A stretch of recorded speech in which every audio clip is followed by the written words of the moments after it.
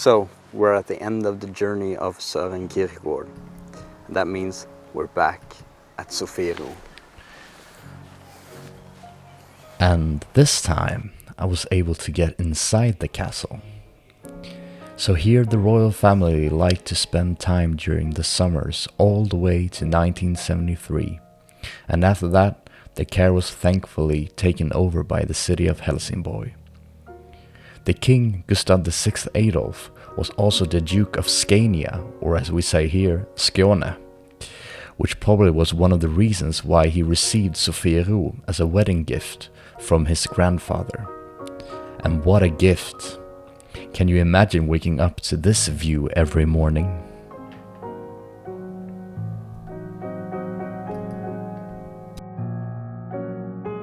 If you've seen the video when I was here the last time, I talked about Princess Louise Mountbatten, who was married to King Gustav. And if you know your royalty right, you know that the late Duke of Edinburgh, Prince Philip, was of the same house. So in fact, Louise was Prince Philip's aunt. Originally, the house name was Battenberg, since it originated from Germany. But during the First World War, a German name in England wasn't so fashionable, so they made a switch in 1917 from Battenberg to Mountbatten, which literally means the same thing. But now, over to something completely different. I've spent 7 episodes on one philosopher. Okay, everyone, so it's time to move on. Kierkegaard himself probably would have not wanted us to linger too long on him. So, if you want to, let's play a game. I got some clues for the next philosopher that I'm going to talk about. And the first clue is, in one way, he's the opposite of Kierkegaard, but in some ways they are very similar. So let's see if you can figure out which philosopher who will be next. But before that, some more pretty flowers.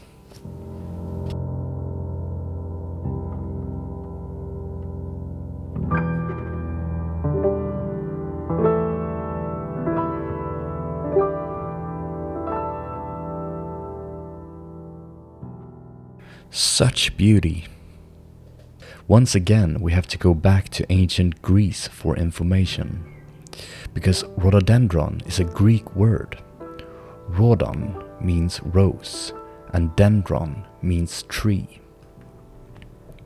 These beautiful trees can mostly be found in Asia, where they thrive, but King Gustav thought that the ravine next to Sofiero would be a perfect spot for these trees, and he sure was right. Lovely. But let's get back to the game. Next clue is that Kierkegaard and this philosopher lived approximately at the same time. But Kierkegaard in Denmark and this philosopher in Germany.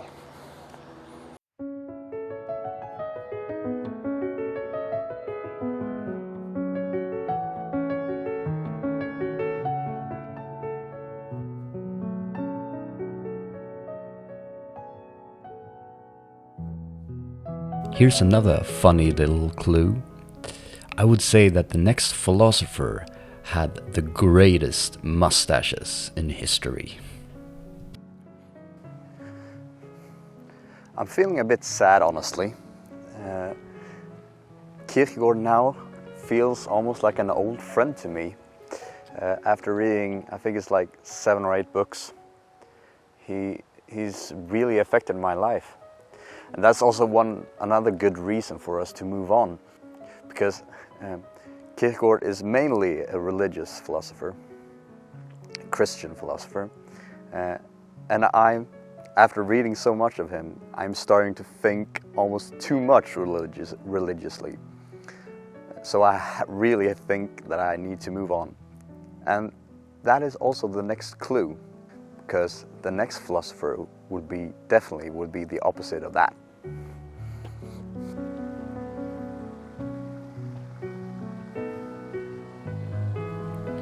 here comes another clue.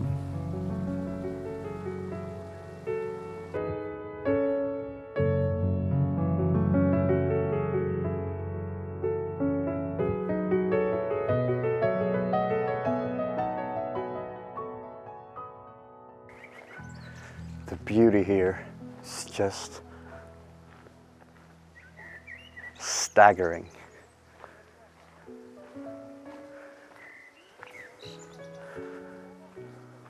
I would really recommend a visit to Sofiero.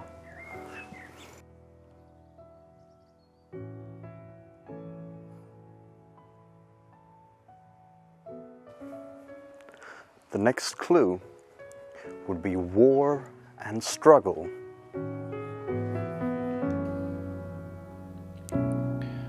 That was the last clue. Do you think you got it?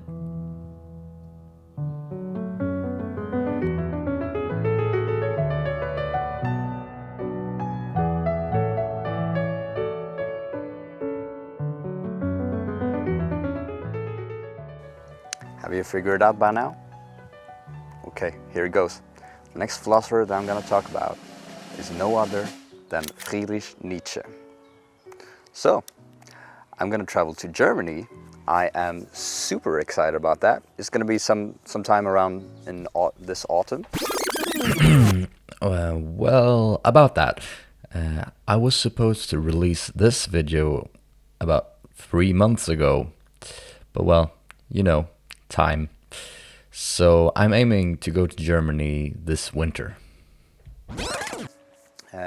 Before I do that, I'm thinking about releasing a couple of shorter episodes about music and some other things. Maybe, we'll see about that.